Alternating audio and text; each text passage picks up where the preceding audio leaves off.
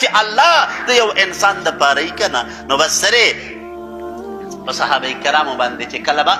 کله به سخت رااله کنه هغه تمام و په یک आवाज به حسبنا الله ونعم الوکیل وی زمون الله زمون د پاره کافی دی نمونږه تاسو لم پکار دی چې په هر حال کې داو چې زمون الله زمون د پاره کافی دی.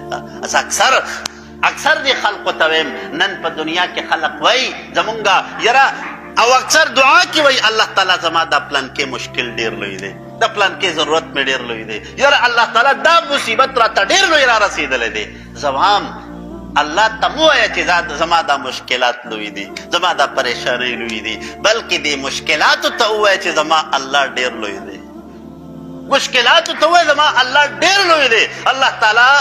ته چې کم نه هغه ارس آسانون کې الله تعالی زما مشکلات ته ختم کړو نو چې کله د یو انسان داسې اعتقاد پیدا شو هغه به چرم ګورې د هغه په زړه کې به د مصیبت د وجې نه تذبذب نه راځي د هغه په زړه کې به چرم د بیمارۍ او د پریشانۍ د وجې نه چرې به د په زړه کې شک نه پیدا کېږي چرې به دې ناامیده کېږي نه هر ټایم به دا تصور چې دا مصیبت راغلی دی الله به پې اجر راکوي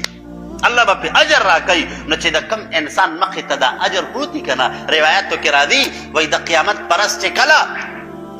الله تعالی د دغه مصائب په بدل کې دا چې کم اجر ورکوي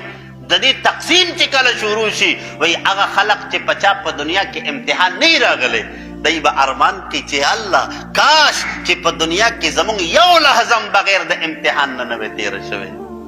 یو لحظه بغیر د امتحان نه وي تېره شوې خو لیکن هغه ټیم به تېري لهذا امتحانات چې کم راځي په دې به صبر کوو